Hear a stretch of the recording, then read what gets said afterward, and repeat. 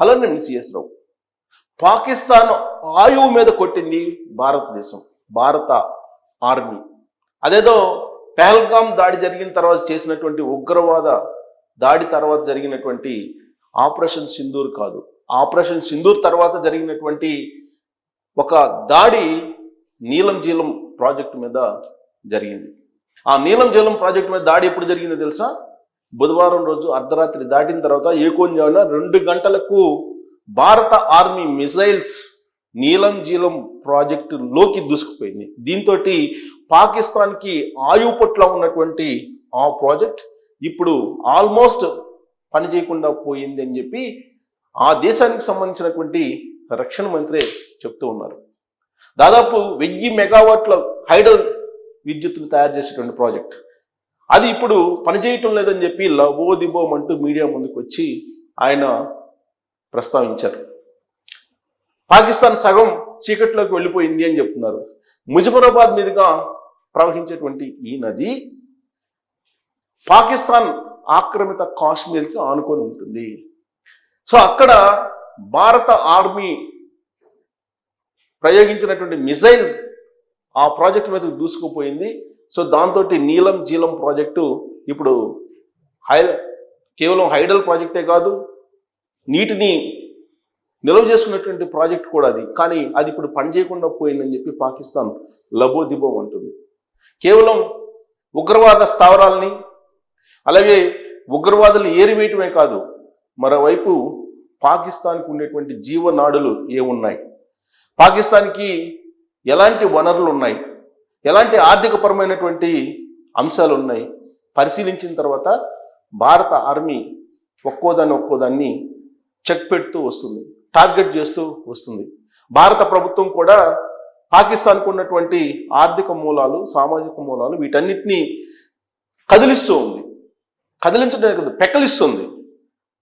దాంట్లో భాగంగానే వరుసగా ఒక్కోటి కట్ చేసుకుంటూ వస్తుంది. పాకిస్తాన్కి సింధు జలాల్ని ఆపేసింది, విడతల వారీగా ఆపేస్తాం సింధు జలాలని అని చెప్పి ఆల్రెడీ అనౌన్స్ చేసింది భారత్ ప్రభుత్వం అధికారికంగా.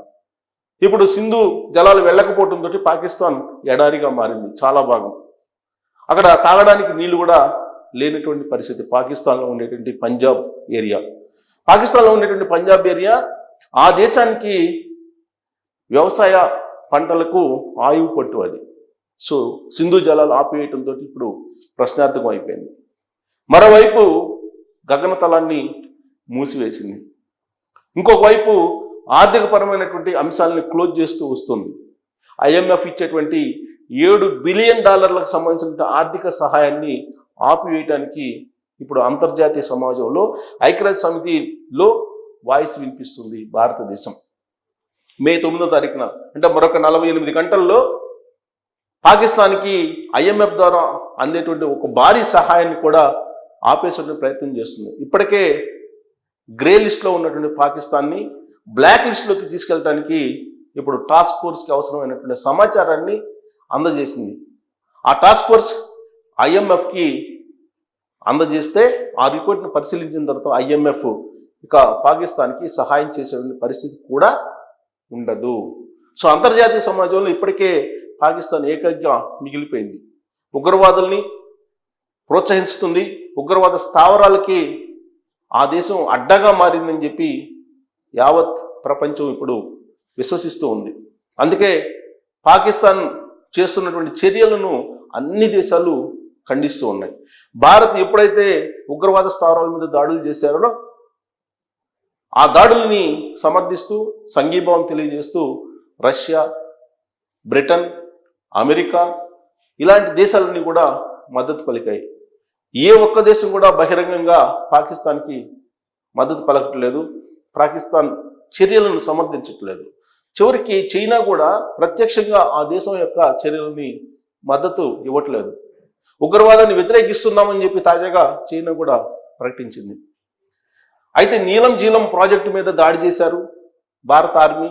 ఆ విషయాన్ని తెలుసుకున్నటువంటి చైనా మాత్రం కొంత ఆలోచిస్తూ ఉంది. కారణం చైనా మద్దతుతోటి, చైనా సహకారంతో ఈ నీలం జీలం ప్రాజెక్ట్ని పాకిస్తాన్ పూర్తి చేసుకుంది.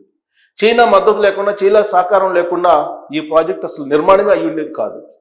సో చైనా పూర్తి సహకారంతో ఈ నీలం జీలం ప్రాజెక్టు నిర్మించారు. 1000 మెగావాట్ల విద్యుత్ దాని నుంచి ఉత్పత్తి అవుతుంది పాకిస్తాన్కి. అలాగే ముజఫరాబాద్ ప్రాంతాల్లో మొత్తం వాటర్ అంతా కూడా సాగునీళ్ళు కానీ తాగునీళ్ళు కానీ దాని నుంచే ఉన్నాయి.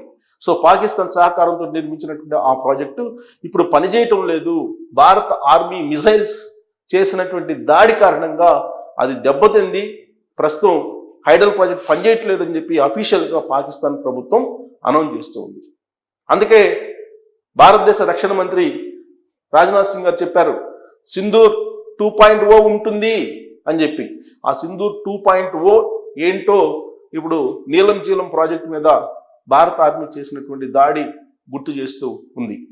మరోవైపు పాకిస్తాన్ కవ్వింపు చర్యలకు పాల్పడుతుంది సరిహద్దుల్లో వాళ్ళ మోటార్స్ ద్వారా రేంజర్లు పేల్చినటువంటి మందుగుండు సామాగ్రి కారణంగా భారతదేశంలో సరిహద్దులో ఉండేటువంటి సామాన్య పౌరులు దాదాపు 30 మందికి పైగా చనిపోయారు. అలాగే జవాన్లు ఒక 3-4 వీరమరణం కూడా పొందారు.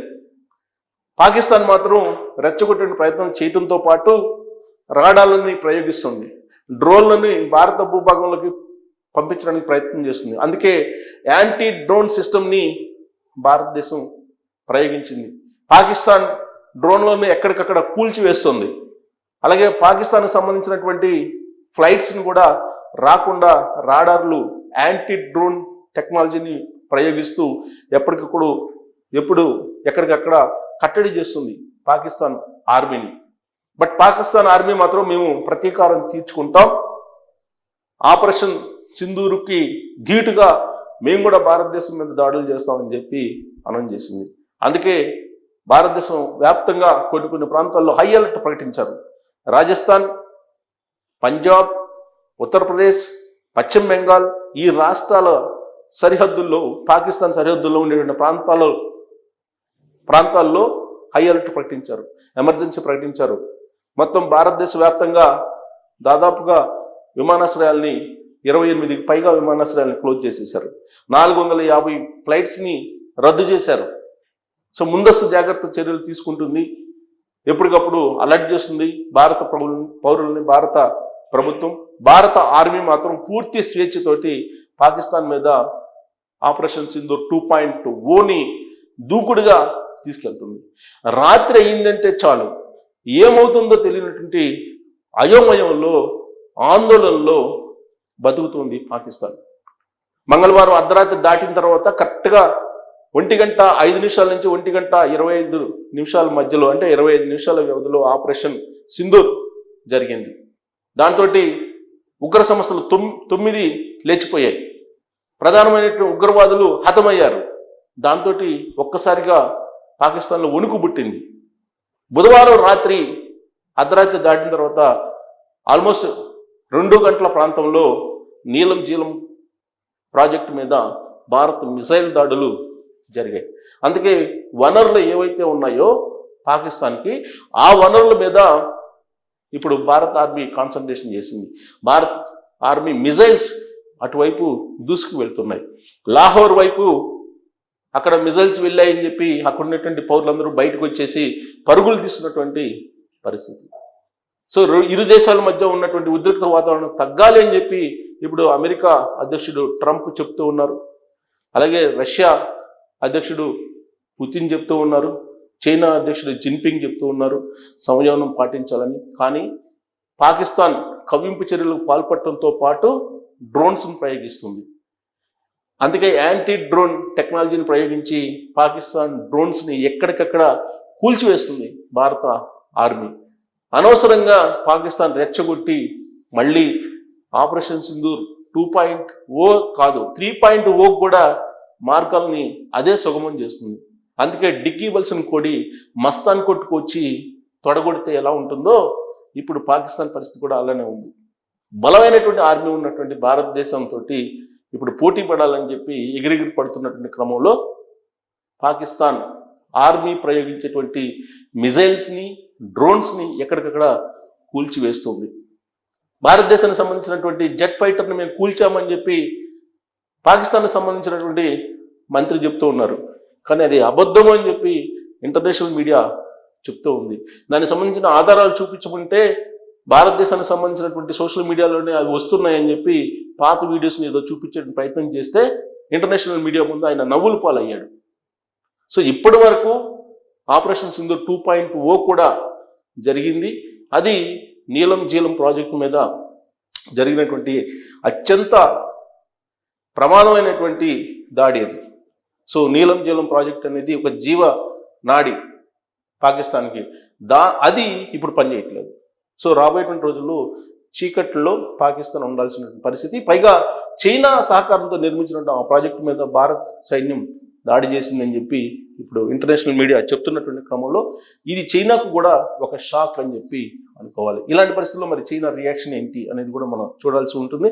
సో ఆపరేషన్ సింధూర్ 2.0 ఆల్రెడీ మనం చూస్తున్నాం. మరి 3.0 కూడా ఉండే అవకాశం ఉందా అనే దాని మీద మీరు కామెంట్ చేయొచ్చు. Thank you.